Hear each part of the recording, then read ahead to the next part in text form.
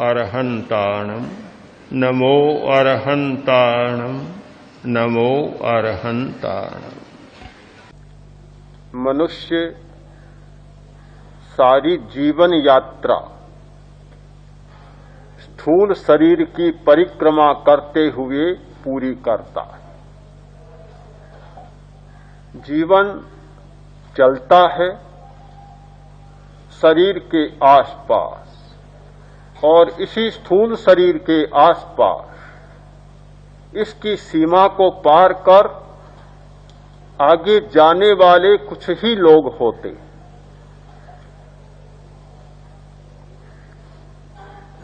हमारे पास जानने के जितने साधन हैं वे स्थूल को पकड़ सकते हैं, स्थूल को जान सकते हैं।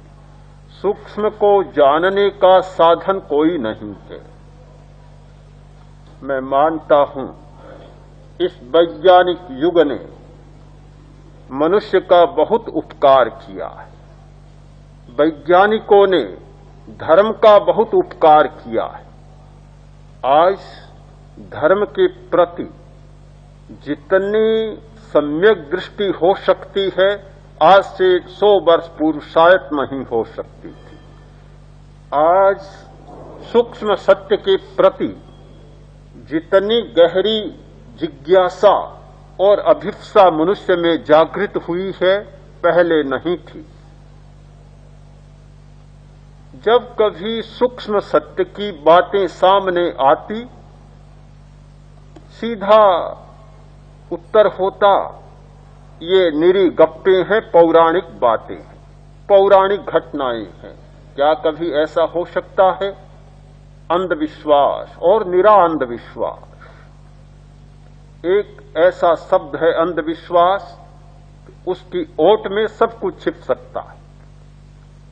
किंतु विज्ञान ने आज जैसे जैसे सूक्ष्म सत्यों को उद्घाटित किया है, सूक्ष्म सत्यों का प्रतिपादन किया है, अब किसी में यह साहस नहीं है कि हर बात को अंधविश्वास कह सके।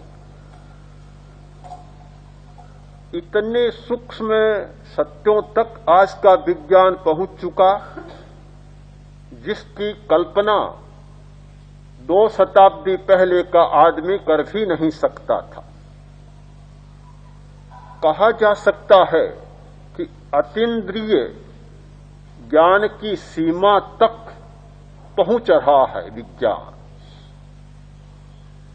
पुराने लोग अपनी साधना के द्वारा अतीन्द्रिय ज्ञान का विकास करते और सूक्ष्म सत्यों का साक्षात्कार करते। आज के मनुष्य ने अतीन्द्रिय ज्ञान की साधना भी खो दी और अतीन्द्रिय ज्ञान के विकास करने का अभ्यास भी खो दिया। पद्धति भी विस्मृत हो गई।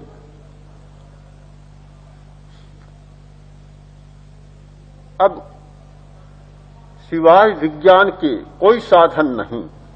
वैज्ञानिकों ने साधना नहीं की, अध्यात्म का गहरा अभ्यास नहीं किया, अतीन्द्रिय चेतना को जगाने का प्रयत्न नहीं किया, किंतु उपकरण इतने सूक्ष्म बना लिए जिनके द्वारा अतीन्द्रिय बातें देखी जा सकती है, अतीन्द्रिय सत्य को साक्षात किया जा सकता है।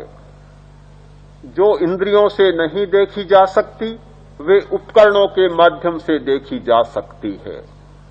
फलित एक हुआ अतीन्द्रिय ज्ञान। इंद्रिय के ज्ञान से परे के ज्ञान का विकास इन माध्यमों से हो गया।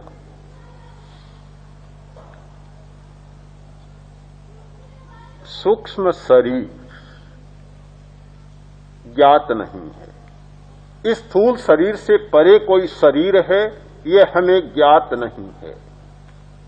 सामान्य मनुष्य को छोड़ दूं, अच्छे से अच्छे चिकित्सक को भी यह ज्ञात नहीं है कि इस शरीर से परे भी कोई शरीर है। एक कुशल सर्जन पूरे शरीर की चीरफाड़ करता है, शरीर के एक एक अवयव को खोलकर देख लेता है, साक्षात कर लेता है। एक एक स्नायु और स्नायु के फंक्शन के बारे में उसे पूरी जानकारी है, जानता है, पर इस शरीर की सीमा से परे भी भीतर कुछ है, उसे कोई जानकारी नहीं।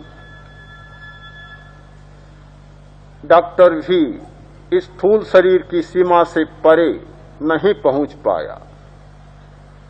वैज्ञानिकों ने अवश्य कुछ ऐसे अनुसंधान किए जो इस सीमा को लांघ गए। लंदन के एक डॉक्टर W.H.J.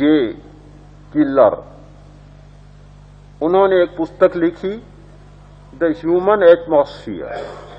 उसमें लिखा कि मैं अनेक रोगियों की जांच के बाद, परीक्षण के पश्चात इस निष्कर्ष पर पहुंचा हूं कि मनुष्य शरीर में, इस भौतिक और पौद्गलिक शरीर में एक ऐसा शरीर है जो प्रकाश पुंज है, विद्युतमय है, एक विद्युत शरीर है।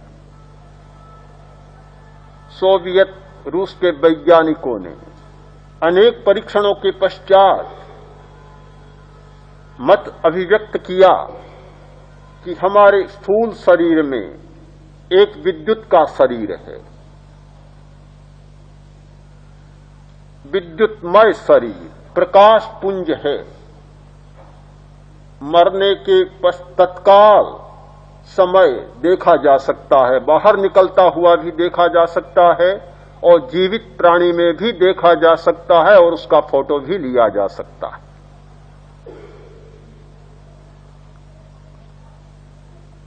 ये लेशिया का सिद्धांत स्थूल शरीर से परे जाने का सिद्धांत है, स्थूल शरीर की सीमा से आगे का सिद्धांत है।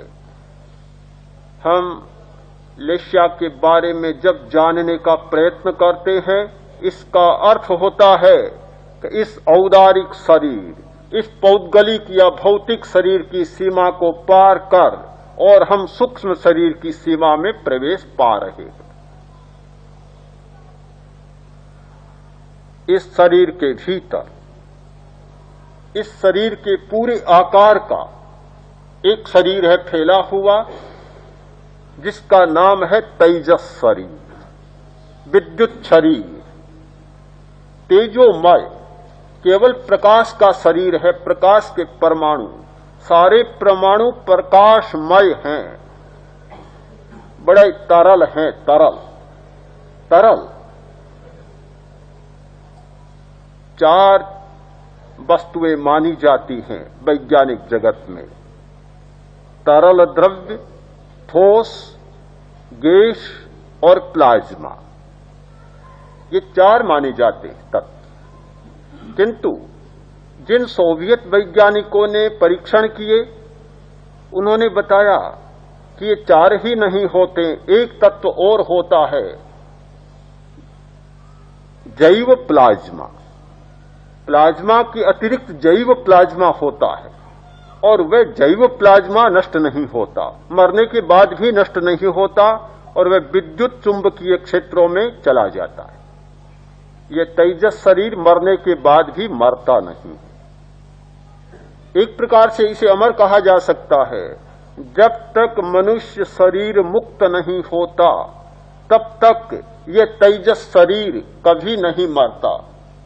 अनादि काल हो गया मनुष्य को शरीर धारण करते हुए, न जाने स्थूल शरीर को कितनी बार छोड़ा है और कितनी बार स्वीकारा है, कितने बदले हैं, हजारों लाखों की संख्या में नहीं, असंख्य की संख्या में चले जाते हैं। इतना छोड़ा है और लिया है, किंतु इस स्थूल शरीर के मर जाने पर भी हमारे पास एक शरीर भी अमर है, तेजस शरीर और कर्म शरीर, जो कभी नहीं मरा, आज तक नहीं मरा, और आज तक उसने जीव का साथ नहीं छोड़ा। उस विद्युत शरीर की सीमा में हम जाते हैं, तब हमारी दुनिया बदल जाती, हमारा चिंतन बदल जाता है, हमारी भावधारा बदल जाती है।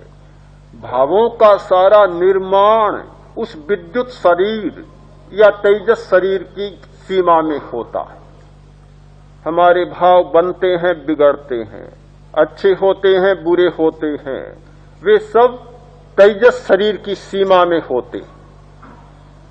तेजस शरीर के आसपास ये सारी घटनाएं घटित होती हैं और वे ही भाव स्थूल शरीर में उतरते हैं, हमारे ग्रंथि संस्थान को प्रभावित करते हैं, हमारे स्नायु मंडल को प्रभावित करते हैं, फिर हमारा आचरण होता है, व्यवहार होता है।